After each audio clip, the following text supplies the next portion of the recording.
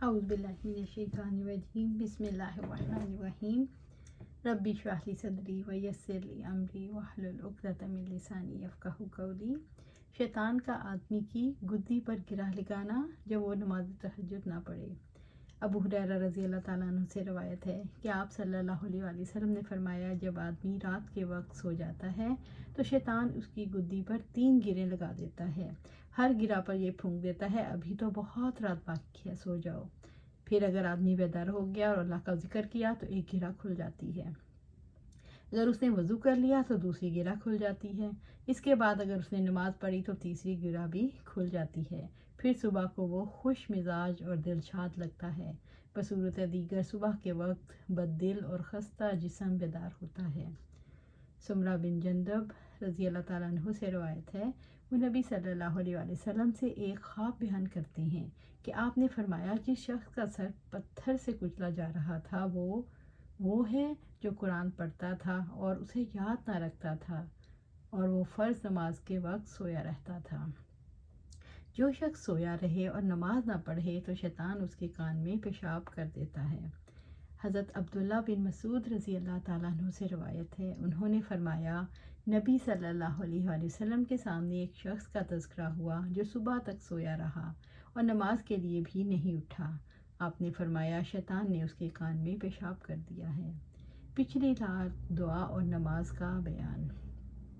ارشاد باری تعالیٰ ہے، وہ متقین رات کو کم سویا کرتے تھے اور سحری کے وقت مغفرت مانگا کرتے تھے۔ ابو ہریرہ رضی اللہ تعالیٰ عنہ سے روایت ہے کہ آپ صلی اللہ علیہ وآلہ وسلم نے فرمایا، ہمارا بزرگ اور برتر پروردگار ہر رات آسمان دنیا پر نزول فرماتا ہے۔ جب رات کی آخری تہائی باقی رہ جاتی ہے اور آواز دیتا ہے، کوئی ہے جو مجھ سے دعا کرے میں اسے قبول کروں، کوئی ہے جو مجھ سے مانگے میں اسے عطا کروں، کوئی ہے جو مجھ سے مغفرت طلب کرے تو میں اسے معاف کر دوں۔ اللہ تعالیٰ کا اپنے عرش مولا سے آسمان دنیا پر بلا تاویل و تکلیف اترنا برحق ہے۔ جس طرح اس ذات کا عرش عظیم پر مستوی ہونا برحق ہے، ہمارے اسلاف کا عقیدہ ہے کہ اس قسم کی صفات کو ظاہری معنی پر محمول کیا جائے، مگر یہ بھی عقیدہ رکھنا چاہیے کہ اللہ کی صفات مخلوق کی صفات کی طرح نہیں ہیں۔ جو شخص شروع رات سو جائے اور آخر شب بیدار ہو۔ سلمان رضی اللہ تعالیٰ عنہ نے حضرت ابو الدرداء رضی اللہ تعالیٰ عنہ سے کہا، اب سو جاؤ۔ جب آخری شب ہوئی تو فرمایا، اب اٹھو اور نماز پڑھو۔ نبی صلی اللہ علیہ وسلم نے فرمایا، سلمان نے سچ کہا۔ حضرت اسود سے روایت ہے، انہوں نے کہا، یعنی حضرت عائشہ رضی اللہ تعالیٰ عنہ سے رسول اللہ صلی اللہ علیہ وسلم کی نماز شب کے متعلق سوال کیا تو انہوں نے فرمایا، آپ شروع رات میں سو جاتے اور پچھلی رات اٹھ کر نماز پڑھتے، پھر اپنے بستر پر لوٹ آتے۔ اس کے بعد جب مؤذن اذان دیتا تو اٹھ کھڑے ہوتے، اگر ضرورت ہوتی تو غسل فرماتے، ورنہ وضو کر کے باہر تشریف لے جاتے۔ نبی صلی اللہ علیہ وآلہ وسلم کا رمضان اور غیر رمضان میں رات کا قیام۔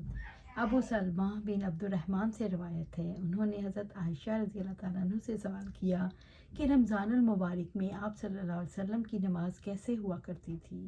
انہوں نے فرمایا، آپ صلی اللہ علیہ وآلہ وسلم رمضان یا غیر رمضان میں 11 رکعات سے زیادہ نہیں پڑھتے تھے۔ پہلے 4 رکعت پڑھتے، ان کی طوالت اور خوبی کے متعلق نہ پوچھو، پھر 4 رکعت پڑھتے، ان کی خوبی اور طوالت کے متعلق بھی سوال نہ کرو، اس کے بعد 3 رکعت وتر پڑھتے۔ حضرت عائشہ رضی اللہ تعالیٰ نے فرمایا، میں نے آپ سے دریافت کیا، اللہ کے رسول کیا آپ وتر پڑھنے سے پہلے سو رہتے ہیں؟ آپ نے فرمایا، عائشہ میری آنکھیں تو سو جاتی ہیں مگر میرا دل بیدار رہتا ہے۔ عائشہ رضی اللہ تعالیٰ عنہ سے روایت ہے، انہوں نے فرمایا، میں نے کبھی نبی صلی اللہ علیہ وسلم کو بیٹھ کر نماز پڑھتے نہیں دیکھا، حتیٰ کہ جب آپ عمر رسیدہ ہو گئے تو بحالت نماز بیٹھ کر قرات فرماتے، جب کسی سورت کی 30 یا 40 آیات باقی رہ جاتی تو کھڑے ہو جاتے، انہیں پڑھ کر رکوع فرماتے۔